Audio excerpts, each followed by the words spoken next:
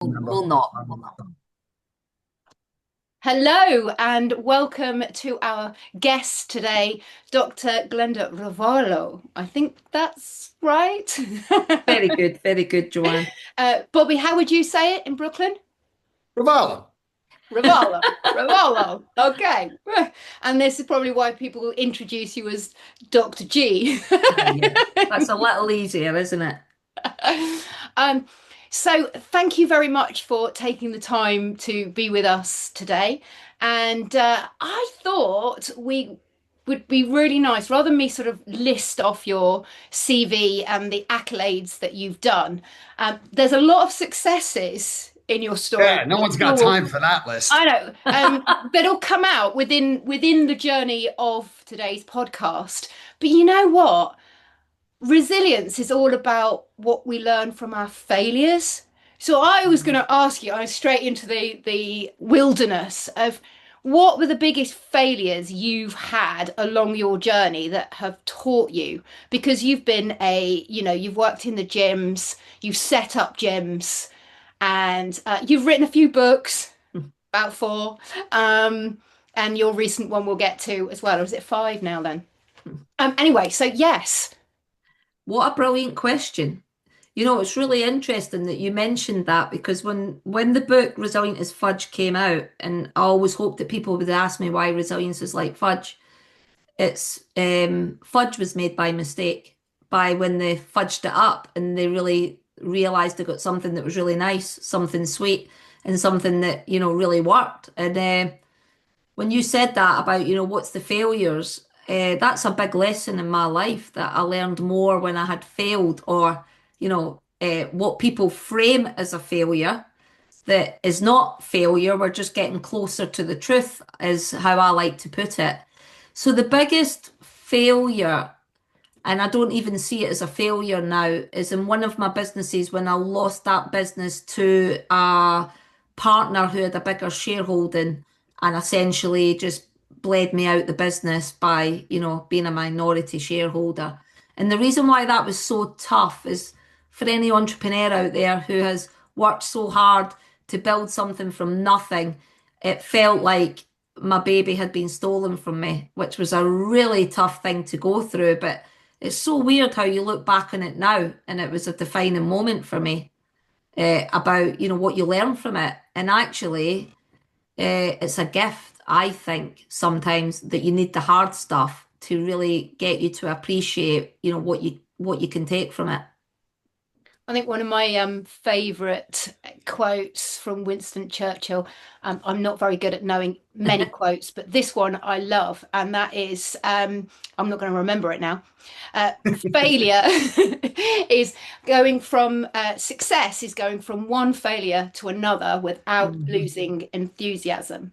And it's something that my dad was an entrepreneur, and I know that many of the things that got him to grow and have helped me the most have been the darkest days, Yeah. and those moments where you dig in. So what did it teach you, or how did it change you, that gift?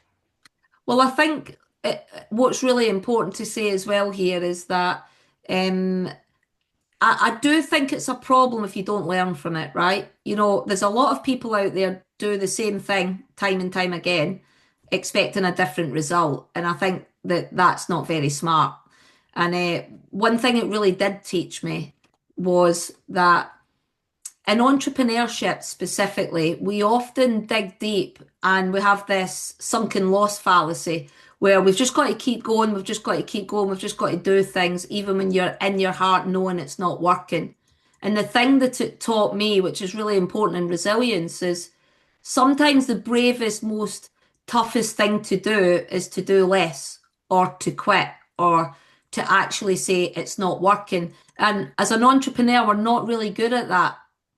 And that's what it taught me, is that sometimes that's the very thing that we should be doing, is to acknowledge when something is not working and understand how to pull away from that. And entrepreneurs are often the people that will put good money after bad.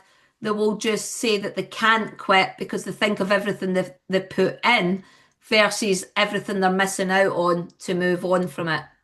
And that was a big lesson for me about when you really get the red flags, what are you doing about it?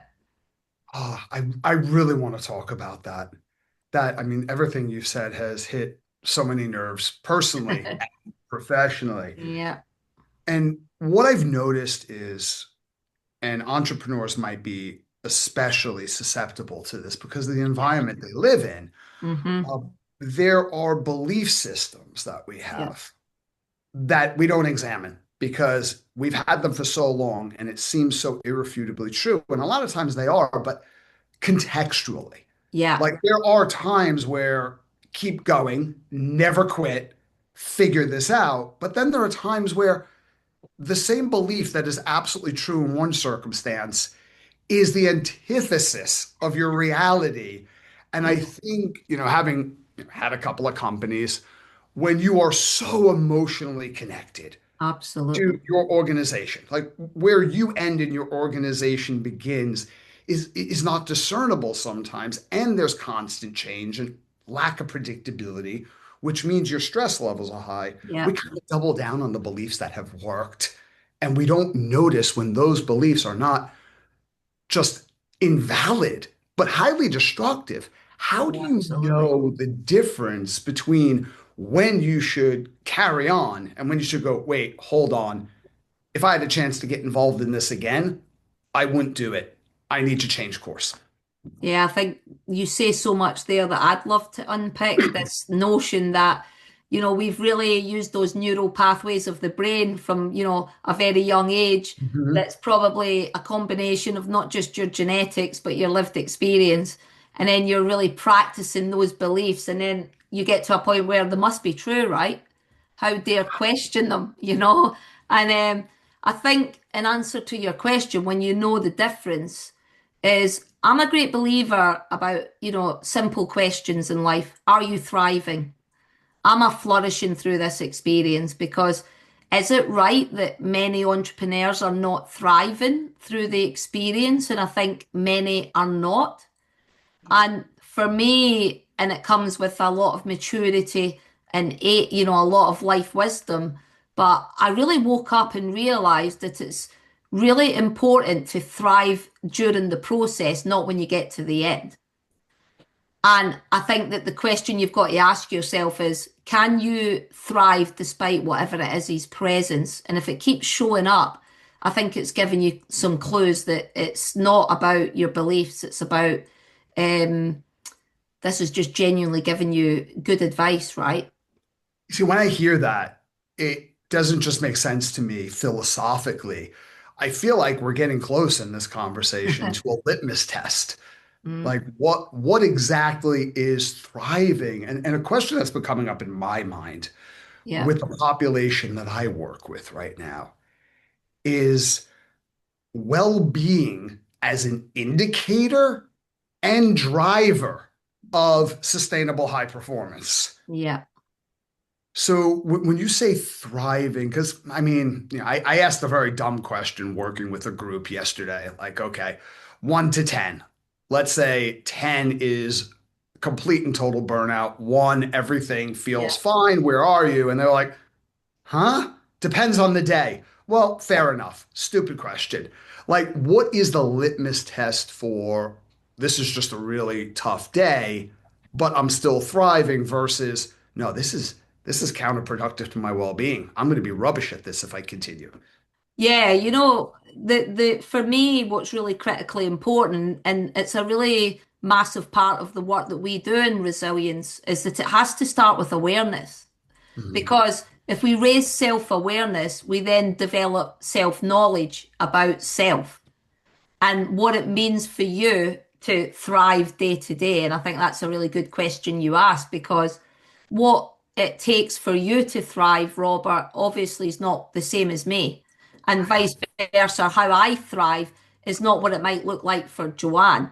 And I think what's problematic in the world today is that we have that unhelpful social narrative that if you are an entrepreneur, it should be really impossibly tough and you should feel totally stressed all the time. So it's just normal. And that's a social On the right construct. track. That's a social construction that we've often bought into. And what's really tough is for somebody to stand up and not just go with the popular narrative, right? I Mm, got to a point in my journey where I thought, no, hold on a minute. If I'm going to do entrepreneurship and I'm going to be able to do a sustainable journey in whatever business it is I'm running, I have to be able to enjoy the process and feel like I can flourish despite what the challenges are. And being honest with you, when mm, I was younger in my journey and I hadn't doubled down so much on working on mindset, developing skills, and building tools for coping, I was not thriving. I would say, permanently stressed, number 9 on the scale. And that is just not sustainable. what you're saying kind of aligns with Christina Maslach's work at a UC Berkeley, where when we're talking about burnout, it's not Yeah. simply exhaustion, right? Because people, oh, well, you're just very tired. No, it's the emergence of exhaustion mixed with cynicism Yeah. and inefficacy. Yeah. And I feel like I truly went through burnout a bit over a year ago, and Hmm. what I did initially is what most people do. I ignored it, I denied it, and I just doubled down on the things that put me into burnout in the first place, Yeah. where I started noticing that something was wrong. To go back to Joe's quote, um, I wasn't going from not even failure to failure, but struggle to struggle with enthusiasm. And I'm a crusader. I am Yeah. always highly enthusiastic to the irritation of people around me sometimes. And I was starting to get a little bit cynical, and it's like, who is this? And then I started to notice that the things that I had always been very competent in, and I know what those things are because it's a very, very small category. And I started struggling to do those things. And then Hmm. I lost the things that I was good at are also the things I loved. Yeah. I was no longer enjoying that. So for me, it's like, what are you really good at? Hmm. What do you enjoy most? Is that your reality or is that going away? What do you think gets in the way of self-awareness? Oh, that's the $1 million question, isn't it? Because I think that the gateway to being a highly resilient person is all about raising awareness. And I think that, we go about our lives, sadly, for many of us, we're going about with mindlessness rather than mindfulness. And I think that, we're in that economy now where we're always on, we're highly distracted with a Mm. huge amount of extra noise. And if you don't mind me saying, I think for a lot of people, they're in permanent overwhelm. So therefore, it just feels right to go into these habit loops that are preconditioned. I just do this. This is how my day rolls, and then you're not picking up any of the red flags that are showing up to say, actually, what is truly going on here. And in the work that we do in resilience, we're very much asking people to become what we call a detective on their sustainers and drainers. The What on, energy vampires. yeah, yeah, it could be a So are thing. we talking about just people or are we talking about No, everything. situations as well? Yeah, Yeah. Okay. absolutely. We ask people to start doing an audit, even just for a week, of everything that's sustaining you and everything that's draining you. And what's really lovely is I had a client yesterday that said, I was really worried that you were going to make me take away all the drainers because some of them are necessary. I was like, no, actually, we don't do that. We actually ask you to remove the ones that are not necessary. But for the ones that you don't have as much choice over, we ask them to do, we ask you to consider doing them when you're at your highest energy Mhm. rather than when you're already drained. So I guess the challenge and why self-awareness gets in the way, we don't always tap into our awareness is because genuinely a lot of people have never learned to manage self. Mm. So can I just unpack this because Yeah, Yeah, these are go for it. really yeah, valuable tools where so step one would be identifying what are the things that sustain you, give you energy, and what are the things Yeah, that drain you, take your energy away, yeah, right? So when you have that category, you further divide the drainers into which one of these things, if I stop doing, would have very little to no consequences at all. Yeah, okay, absolutely. maybe I should stop allocating time and resources to that, but both emotional and maybe Yeah. financial resources too. And what are the drainers that are necessary? And how can I identify when I am most resilient, most capable of engaging with that so it doesn't deplete me beyond the point where I can flourish and perform well? Yeah, absolutely. And then, Uh, it's a really interesting journey because once we raise awareness on sustainers and drainers, we can start to really get people to become even more of a detective of how they influence mood. And then we start to look at their mood map. Are you in high stress or are you in calm? Are you in performance, for example? And we get people to become really aware of where they can place their moods Can I just jump because in go there for it. a moment Yeah.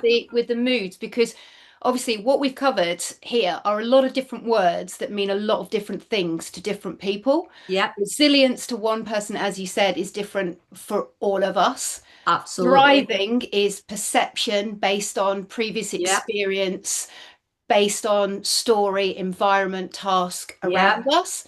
Um, and so we've got all of these different things, and then we're putting a number scale to it.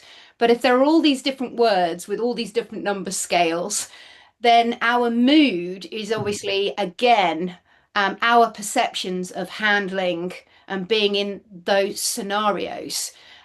So maybe is there a way of helping people to understand what they are? Yeah, absolutely. I mean, simply that I love that you brought that up, Joanne, because I think you know my passion about there's too much resilience out there that is very complex, not easy to understand, a lot of jargon words that are used, but simply, even although we know technically there's the three domains of resilience, if we put it really in layman's terms for the people out there, are in the main, are you thinking in a way that's healthy and serving you? That's that cognitive domain of resilience.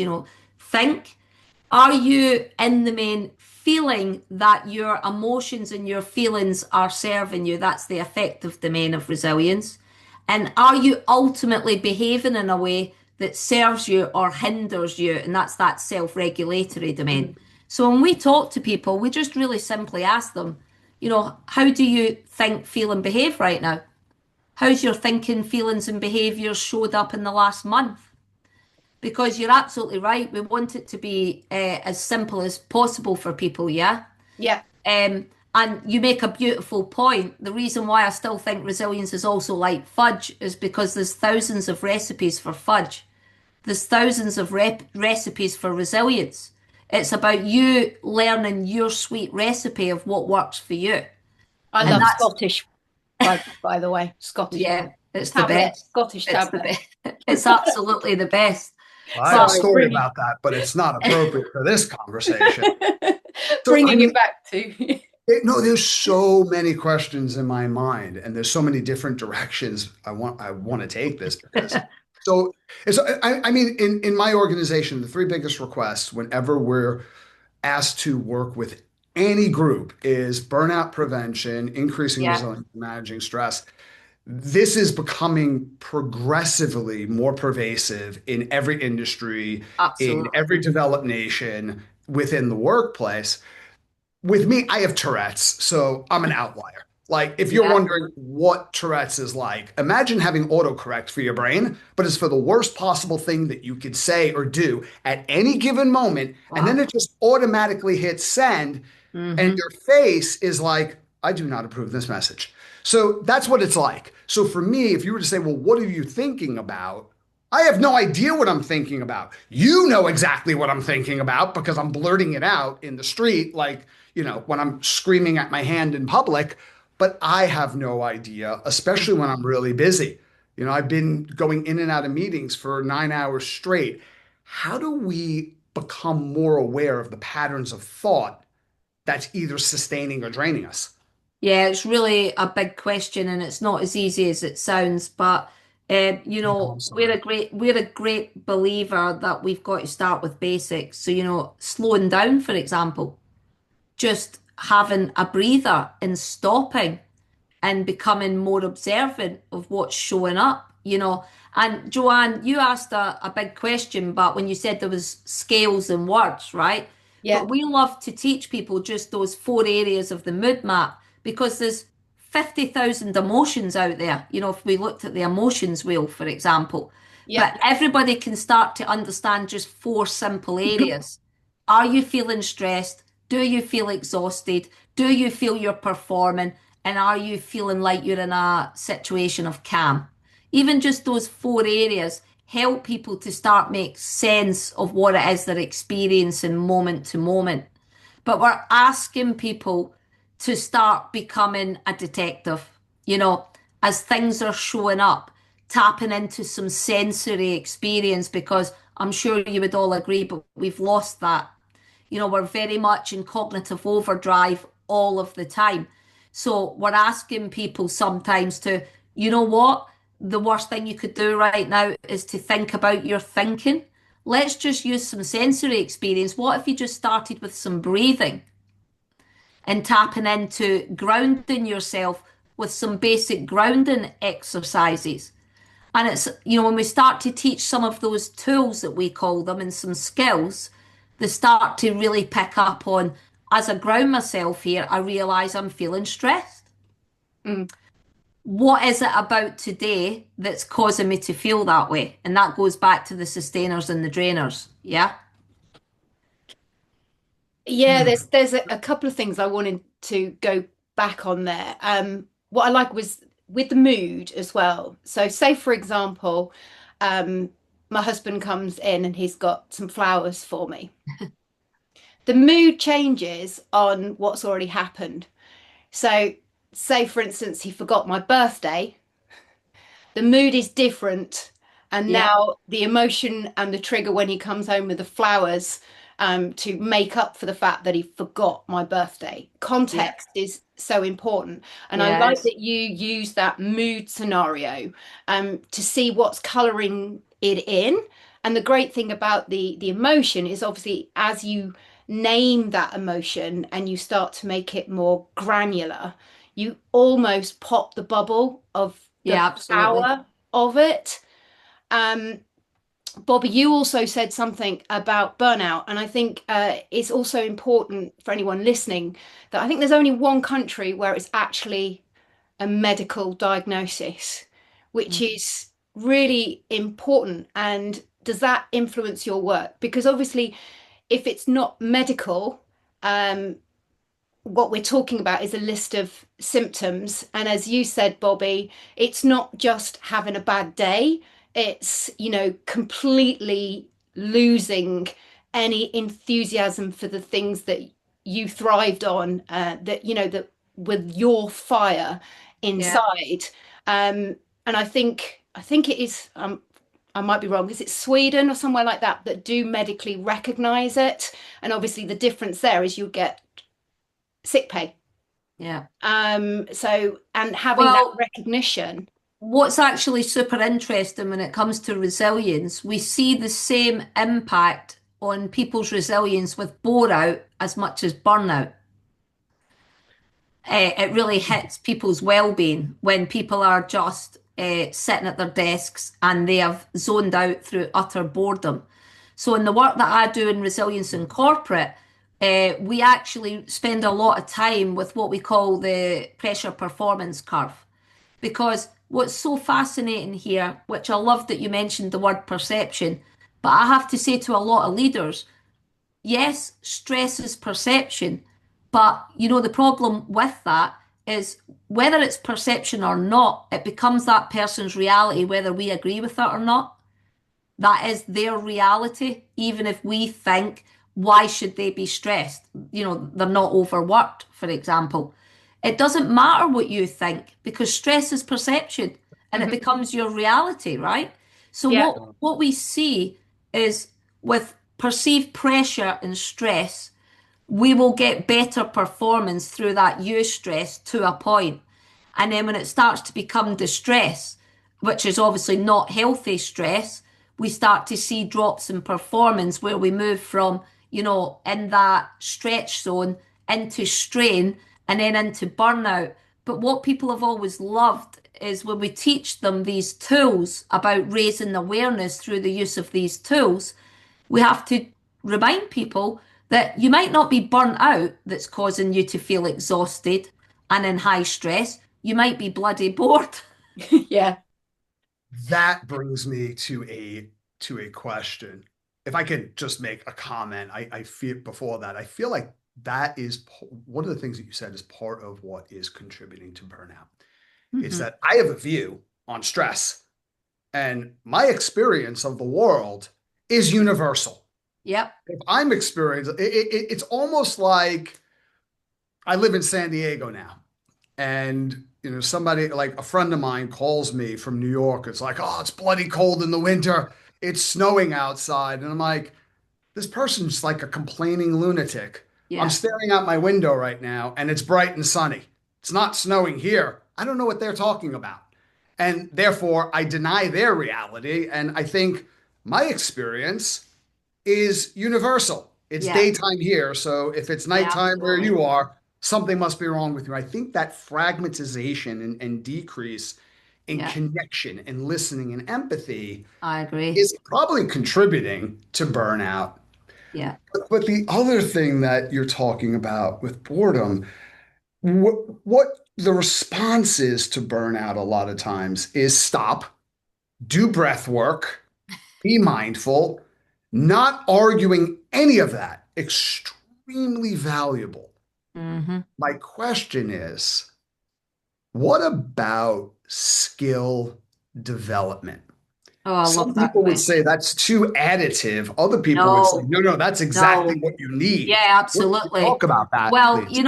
what's so beautiful, and you've just led me in nicely. In the Resilient as Fudge framework, we talk about three key things. When you talked about the self-awareness piece, that sits within our first part of our framework, which is mindset.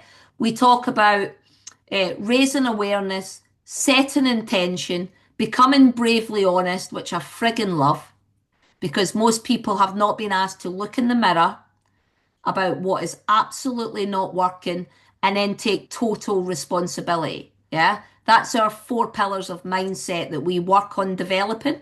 Because as you guys can imagine, like the growth of a tree, our personal growth has to have strong roots. And to be highly resilient, it has to start with a helpful mindset that's going to serve you. So we work on that. But the next part of our framework is the skill set. And we talk about, and I would like to ask you guys this question. Um, can you lead yourself? Can you manage yourself? And are you a good role model to self? Because behavior breeds behavior, right? And Mm. I just want to ask you an even bigger question because we will ask this of corporate execs. Would you like to be led by you? So it's a tough question sometimes, Mhm. right? Yeah. It's not do as I say rather than, as I act. It shouldn't be that way. And actually, it really gives me goosebumps, this piece, because this is where I think we do see the game changer when we work with people on building out these frameworks of resilience. Is what we do a lot of work around is helping people to develop skills for thriving, skills to lead themselves and manage themselves and role model to become the person that they aspire to become. And that's not a deliberate act that I think we got taught when we were young. No, no, that's not. Become the leader you're looking for. That Yeah. is just, wow, that is just absolutely brilliant. I feel like one of the things that I see happening in multiple industries is with our drive towards increased scalability, Hmm. People are becoming better and more efficient at processes, Yeah. but not in mastery and the development of skill. Yeah, And I maybe this agree. is a really bad example because hopefully this kind of stuff doesn't happen to you in the middle of your workday typically. But I remember 2009, there was a US Airways flight, 1549 actually, that landed in the Hudson River. So Hmm. Chelsea Scullenberger, Oh, I or remember it. Yeah. we call him Captain Scully. Captain Scully. I mean, that is a stressful situation when you're taking off in a flock of birds, um, take out both of your engines at the worst possible time in a flight. I don't know what the best possible time to have Yeah. both your engines taken out in a flight would be. But Phenomenal. he had 4 minutes, I think, Yeah. to figure out how do I stop 155 people from dying. Yeah. And there was no process in place, no system Yeah. that could have helped him. Hmm. It was 30 years of constant skill development that gave him multiple choices. Yeah, I He was agree. able to, almost like Doctor Strange, imagine every scenario, which ones absolutely won't work. What's the one thing I have time for right now? And he did something that, like, he did the impossible. My fear is that a lot of times organizations like we don't have time to develop skills. Ah, What is that costing you in attrition? What's that huge. causing you in performance? Huge. What's that causing you in adaptability? Yeah, Because if absolutely. resilience is an element of adaptability, right? Mm. Well, skill sets give us a variance of responses. When I feel I only have one response because A plus B equals C, and that's my process, that's not going to leave me resilient as if I'm operating from a higher level of mastery. Like You that know what? really It's irritates me. so, Robert, everything that you've said there just resonates so much with me because one of my favorite theorists in the world on resilience is someone, Michael Unger, American researcher. And his definition of resilience, I absolutely love because he talks about our ability to navigate and utilize resources, right? And I love that concept of resilience that it's not only about you in terms of what you possess internally, it's about what you utilize around you. And this idea about navigating resources. And when you talked about Scully and he had built skills for resources and he had options, that's how we like to work with people. We say we're building a backpack of skills and tools so that whatever situation it is, because sadly, dream life that you're sold through Instagram and Facebook is not actually, the real story. We're living in real life and it's twists and turns, challenges, failures, successes. It's everything. And to be able to navigate that environment, you have to have options. And to have options means we need to build skills and tools that go in your backpack. You need a variance of responses, just like What? in biology, Yeah, absolutely. organizationally, operationally, you absolutely need that. It's not additive. It's almost like I keep injuring myself at work. Yeah, So I'm definitely not going to add the extra stress of going to the gym and having my body function better. yeah, It's that kind of logic. Can I ask you a really obnoxious question? yeah, go for it. Okay. There's no lack of research to support everything you're saying. Yep, And in organizations where well-being is inseparable, I'm not talking about, we're doing yoga in the cafeteria yeah, every Friday. No problem with that. Or, hey, here's a pamphlet on broccoli.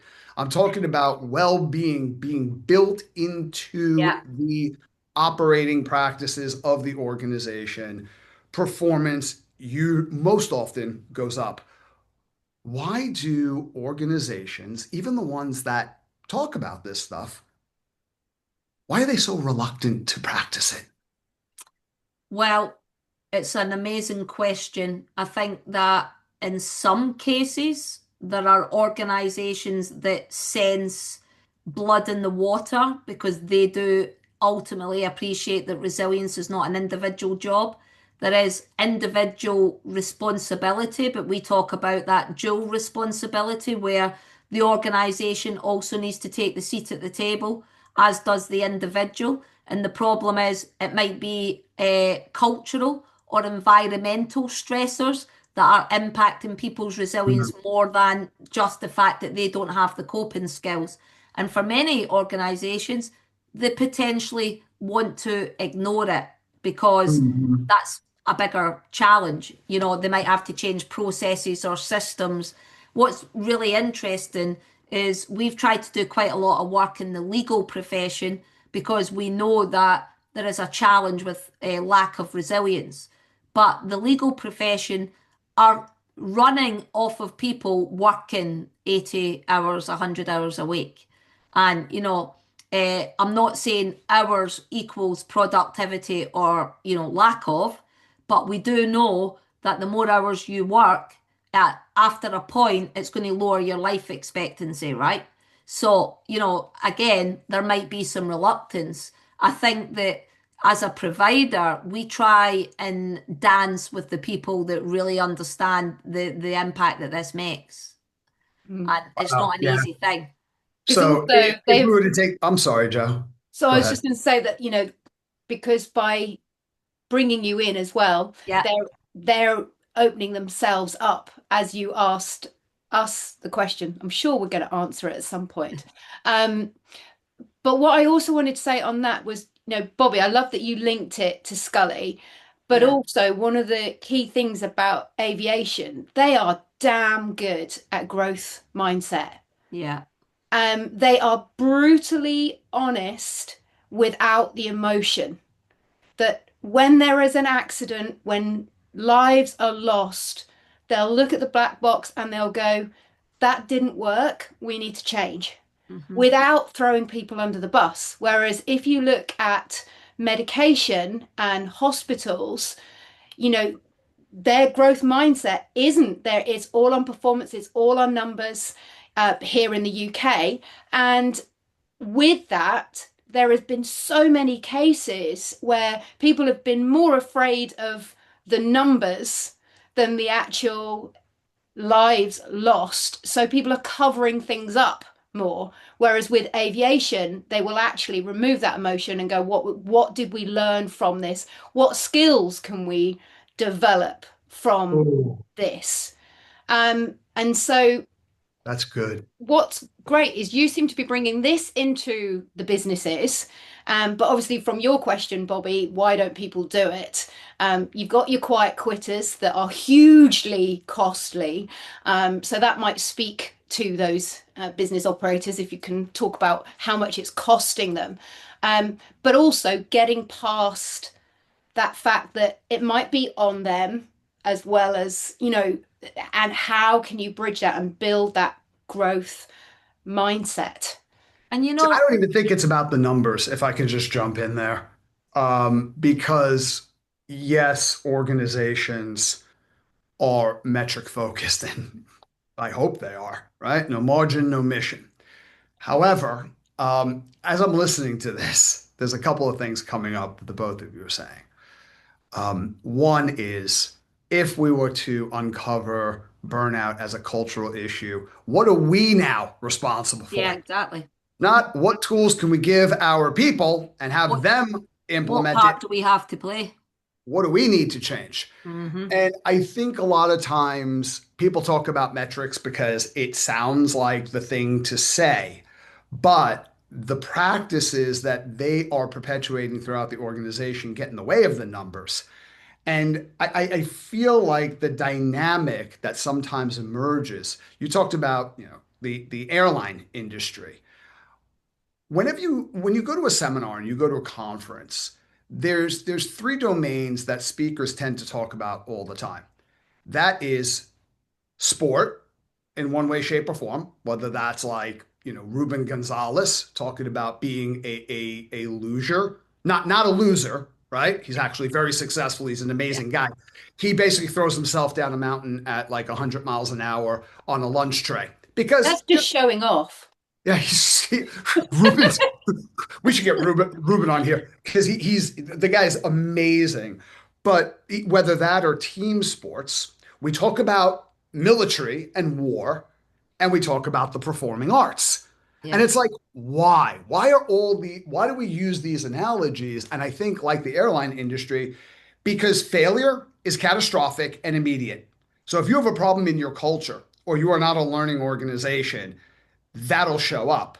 But then there are other industries where, and I'm not saying this is every executive, because some executives are the absolute antithesis to this, but I can have a disruptive philosophy and I can actually I mean, you enable do. what? Yes, I do. In some cases, yeah, right.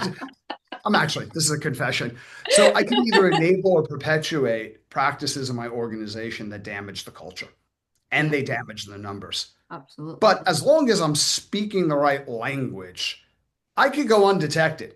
So Yeah. while I'm Absolutely. damaging my organization, I still get to occupy a corner office and go undiscovered for a couple of Yeah. years. And I think, when organizations talk about metrics, I feel like sometimes they might need more metrics, immediate daily metrics, not less. I don't think that adds pressure. It's just a matter of what are you measuring and why? Because I think when consequences are immediate and undeniable, it kind of allows for or supports the greater likelihood of adaptability. Yeah.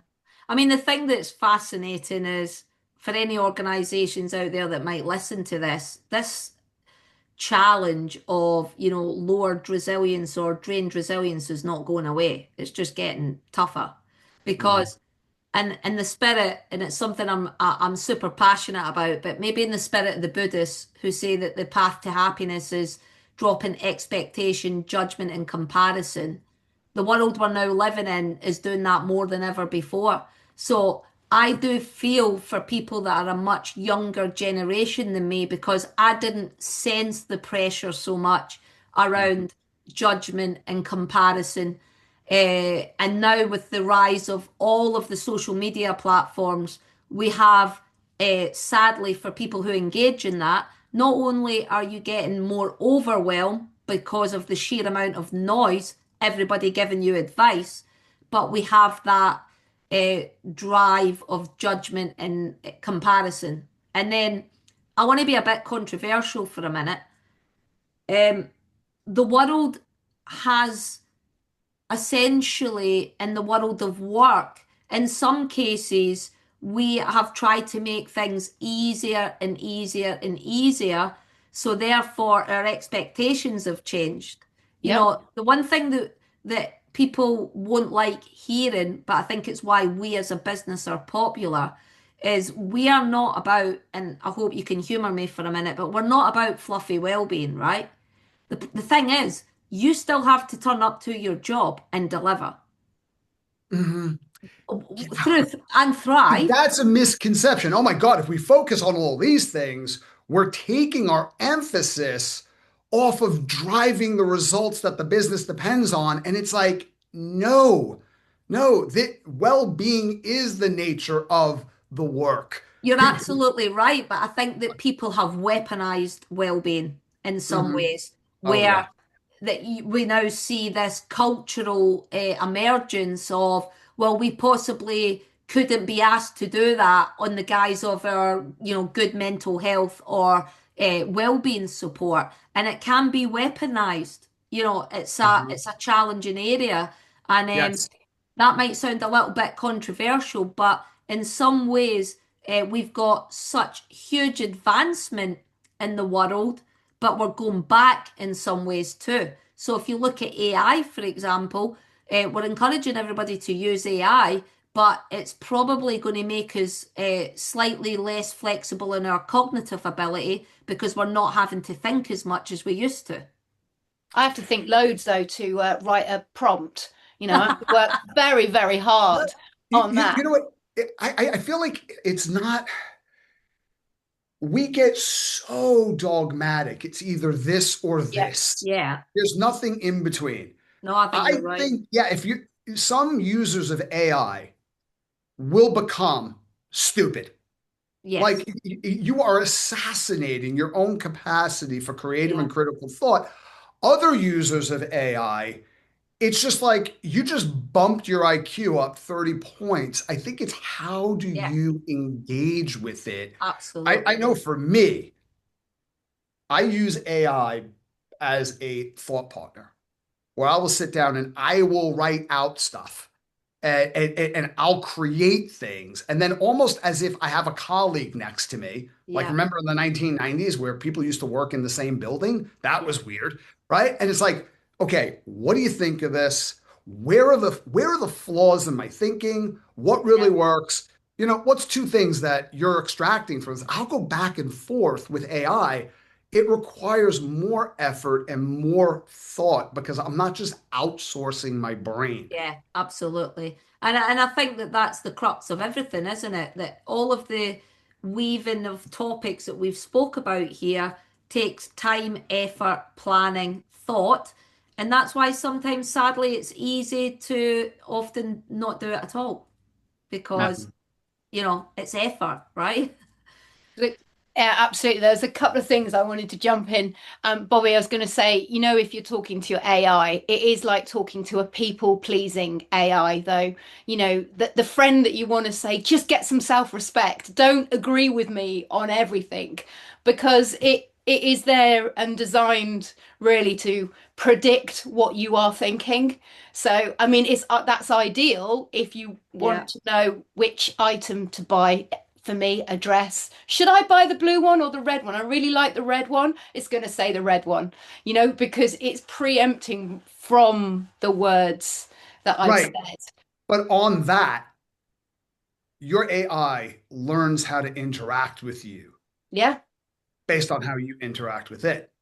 So if within your prompts, you're like, tell me where I am wrong, incomplete, tell me where I'm overly verbose, it will start giving you, pushing in back. a very measured way, Yeah. constructive criticism. Mm. I know that because I've told my AI, I be mean, brutal.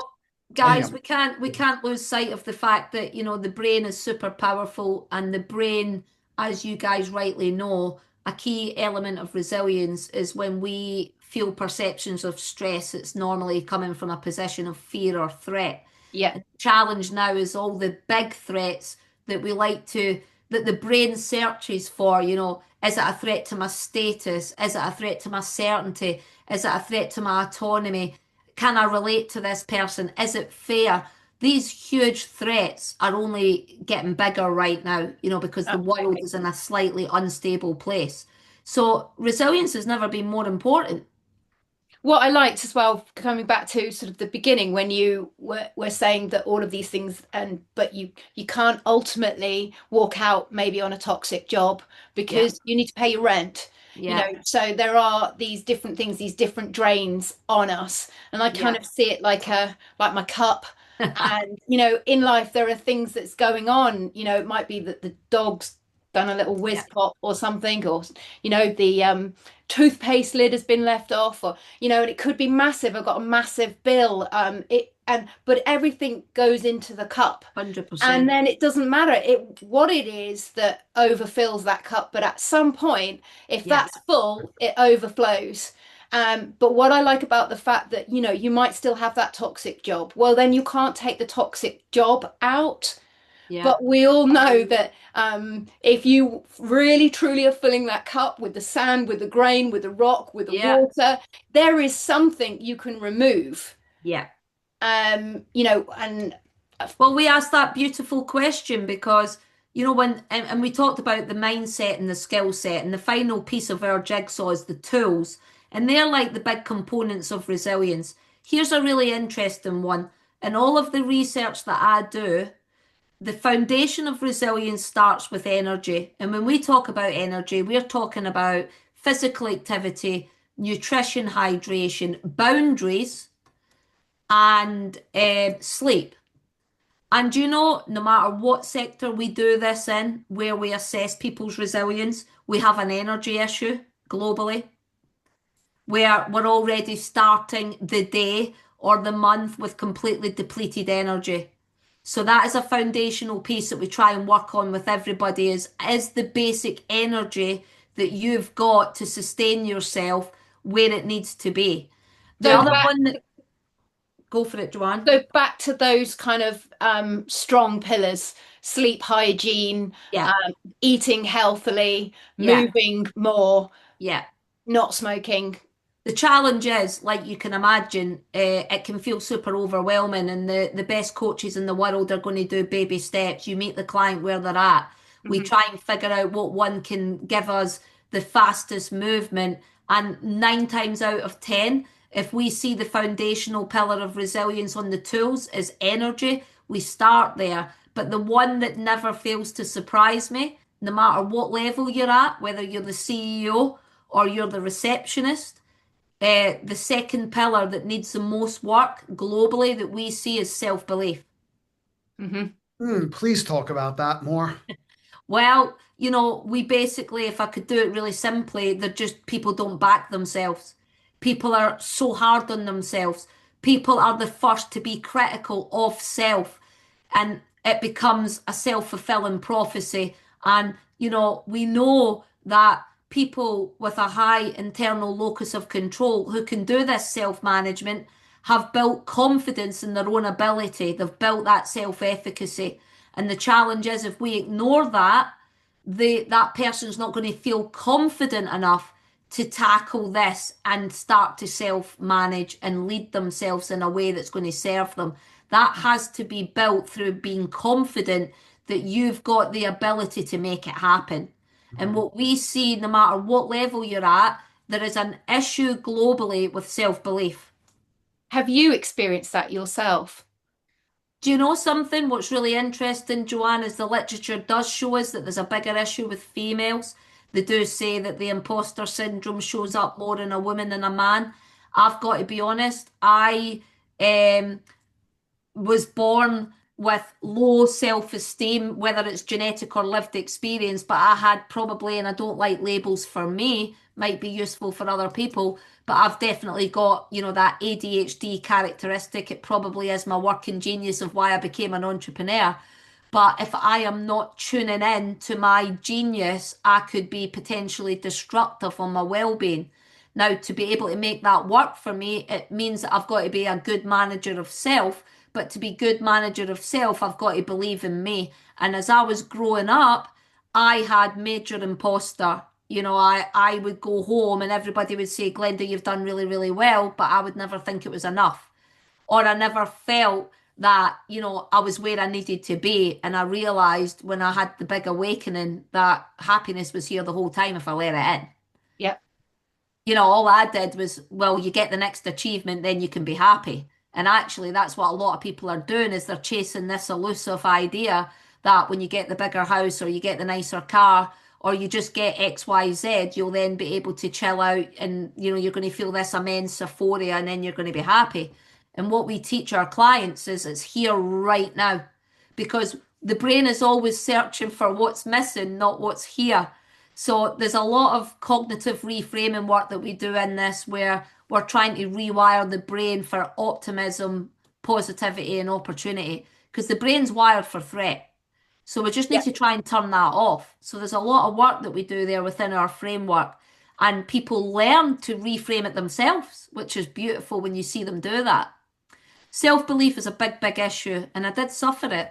And I just want to, for people out there, I hope this gives them a lot of hope.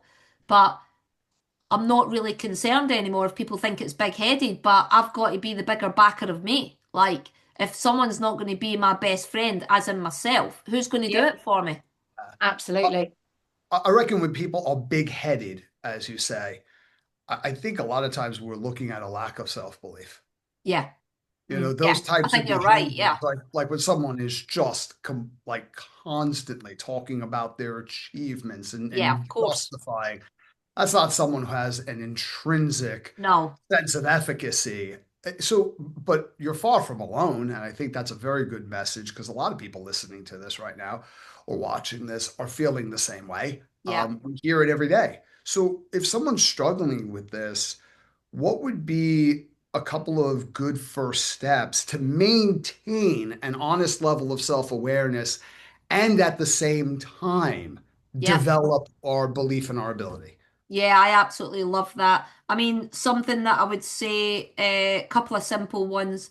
I would say to everybody, track your sustainers and drainers. As Joanne said, understand when the bucket is about three quarters full. Be Hmm. able to start rating that day to day. Where are you feeling from hour to hour, day to day? Because if you start to know it's coming near the top, you're going to be much more aware rather than just let it overflow. So, Like a that's petrol about gauge. actually understanding how you show up when you perceive stress and becoming much more of a detective of what that looks like for you, because then you're more likely to do something about it. But in terms of building the belief that's necessary to then really start to manage yourself and not rely on things or others, there's two simple practices I would say that people should start today. Gratitude. If you start being grateful every single day and just three things, Goleman's research proved that he could lower depression in a group of 100 people that were showing high depression scores within 30 days of just doing a simple gratitude practice. It's a phenomenal practice that gets you to start to look for the good, not for what's deficient. And that will have an impact because you'll start to look at what's good in you, which Hmm. I really, really recommend. Simple gratitude. And then it might not feel natural to people at first, but even starting to engage in some form of loving kindness meditation that brings kindness to self would be a really nice, simple relaxation practice that helps people to start to really understand that you are enough and that you are doing your best and that your best is good enough. Wow. Some of the some of the things that you said throughout the whole conversation today that stick out for me. Yeah, Um, One is that perception. So success, happiness yeah, is achievement divided by expectation. yeah, I love that. And you said that the pressure of this expectation is Yeah, so vast. And obviously the American dream's amazing for all of that, that we can change our stars. But then when the expectation is to change your stars, have you changed them enough? yeah, So for me, that perception, I think also um, I'm a nightmare when it comes to research and looking yeah, at the information. But what I loved about what you said was thinking about you and your bucket yeah, and your self-awareness because we're all unique. And so there might be different strategies for one yeah, person than there are for another because when it comes to a balanced brain, there are so many multifactorial reasons. We could have a room full of 100 people that are 100%. all experiencing the same mental health symptoms, yet the mechanisms for why are so unique that one may get opioids from a I don't know, cold water bath, whereas the other person Yeah, exercise, comedy, all of those things. So you've given that permission to look at self and, that's, and I'm so glad that that message came through. This is not easy. I would call it a discovery of self. I think that the biggest investment that anybody out there could make to become a more resilient person is to learn who they are Oh. and how they tick and what Mhm. makes their world light up. I'm a great believer of that lovely statement that I wrote in the book. When your heart sings, make good notes. mm, Mm. When your heart sings, just make great notes. Your heart sings, make great. I love that because that's a beautiful sense of self-awareness. Yeah. Catching yourself engaging in what makes you feel alive. Yes. Like, because we And look at, oh, sadly, what do we do wrong? What really happens when we're doing it right? And sadly, I'm sorry, you were I just was just going to say, Robert, and sadly, the pressure of mainstream narrative is that sometimes it's everyone else that's writing your script. And it's not mm, easy to lose noise and write your own script. And sometimes I just want to put a proviso on that. When you increase your boundaries or you change your thoughts, feelings, and behaviors to make sure it's serving you, it might stop serving others that were more benefited when you weren't doing that. So that's Mm. another challenge, is to be strong enough in your conviction that this is not selfish, it's self-respect, and it's going to bring the best you to the fore. Now, I'm giving you a simplistic view on that because we've got to work with people to build the confidence that they can stand alone before they stand together. Yeah, but I'm guilty of what you just said. I have done things like that, and what I found out is in 8 out of 10 times, the people I was trying to serve ended up far less served Yeah, with a lower level of benefit than had I been a little bit more steadfast within my convictions, even yeah, though it would have been a little bit more comfortable in the moment. And that has been my leadership growth edge that I've had absolutely. to struggle with more lately than in the past, which is really odd. If I could just add one more thing, and because I'm not going to go into any stories of Scrooge, I've been trying to tell the story of Scrooge because it's season appropriate, and it's Can I just rubbish. People, clarify here? This was a throwback to last week where Yeah, oh, I people blurted hate out it. Fanny in the middle of Bobby's talk. And Fanny has a very different meaning here in the UK to what it does yes, in the yeah, US. But yeah. in context, my mind, that is also ADHD, went, um, is he talking about was the sister's name Fanny or was the partner named Fanny, but the partner's name was Belle. But anyway, sorry, Bobby. I'll pass Right, back right. on the Scrooge because it wasn't about Fanny, is all I'm Yeah. saying. Well, Scrooge and his sister were both abused. He was Yeah, abused by his father, was very cruel and abandoned him, like severe neglect. And his sister was named Fanny. Like no child should have to suffer through that. Scrooge is really a story of someone who did not manage their well-being yeah, in trying to prevent themselves from being hurt and alone. yeah, They doubled down on the things that exacerbated their sense of loneliness. yeah, He absolutely. was so afraid of connection because he was afraid of getting hurt. And I think it's a story of him identifying when he engaged in well-being supporting behaviors like Yeah, generosity, absolutely. like kindness. Yeah, Not only did it not bring about all the things he feared, it gave him everything he wanted the whole time. yeah. It's really, but I think the way I tell that story in corporate is horrible. They hate that story. But I think it's anyway, beautiful, and here So it do is. It's I. a Christmas episode, it's and it's holiday appropriate. But the yeah, Yeah, point, getting to the, know the, thyself the in point I'm three making dreams. in this story is that, you talked about Goldman and like what happens when we focus inward, right? yeah. Sense of gratitude. Other research on gratitude I also think is interesting is from Robert Emmons and Michael McCullough and their Hmm. work about why did we evolve to have gratitude anyway? And it is to drive pro-social behaviors Hmm. so where we can all thrive.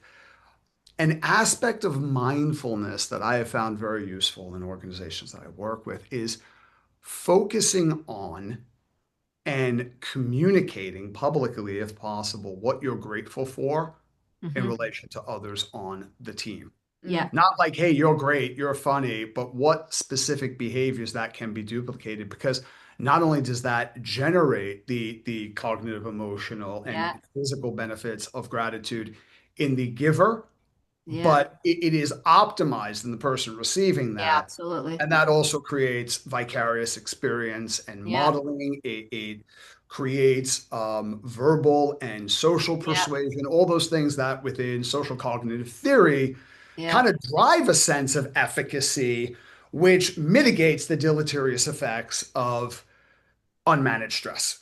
Yeah, absolutely. I mean, the one just, I think it's critically important to mention because you both mentioned it.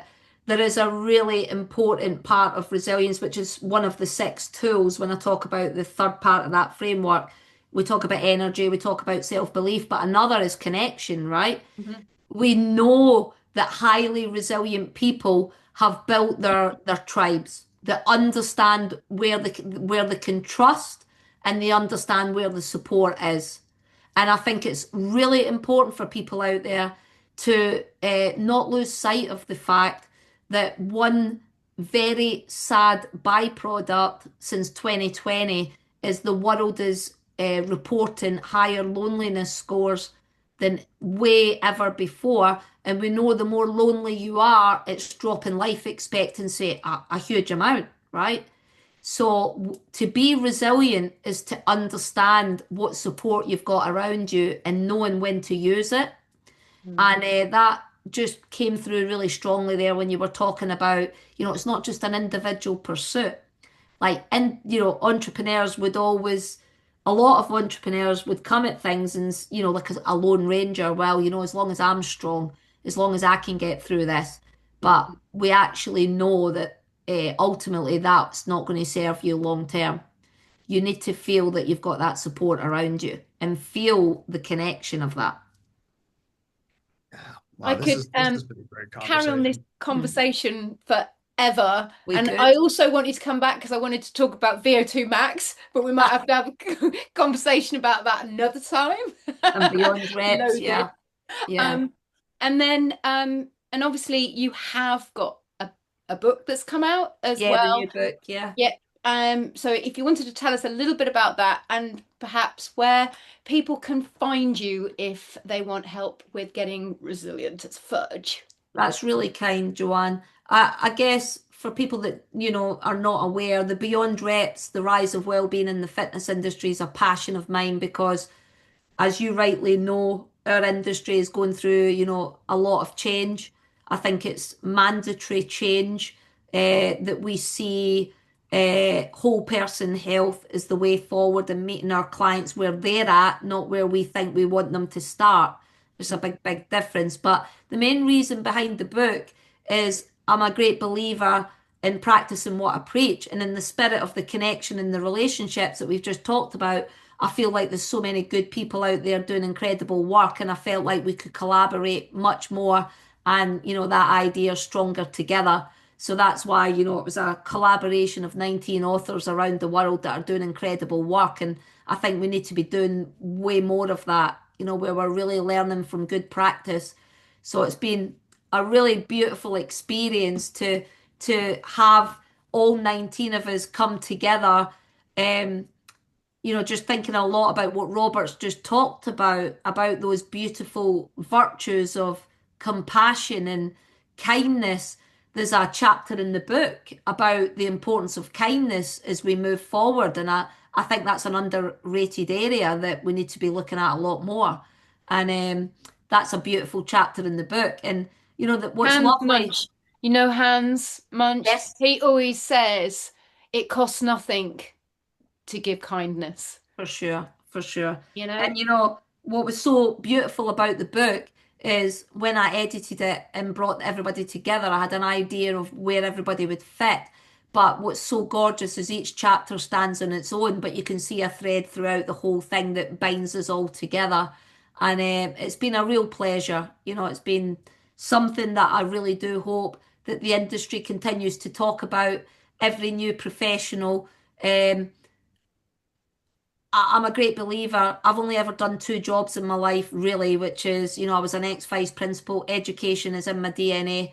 Well-being, with being, multi-site owner, etc. Well-being is in my DNA.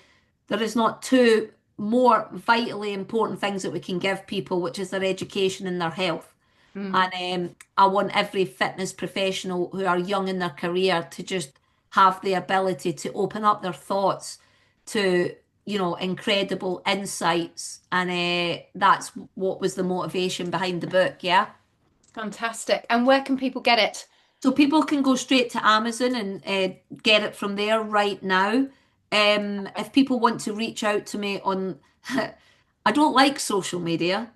I struggle with it, but um, LinkedIn I do commit to. So the best place for people to reach out would be LinkedIn.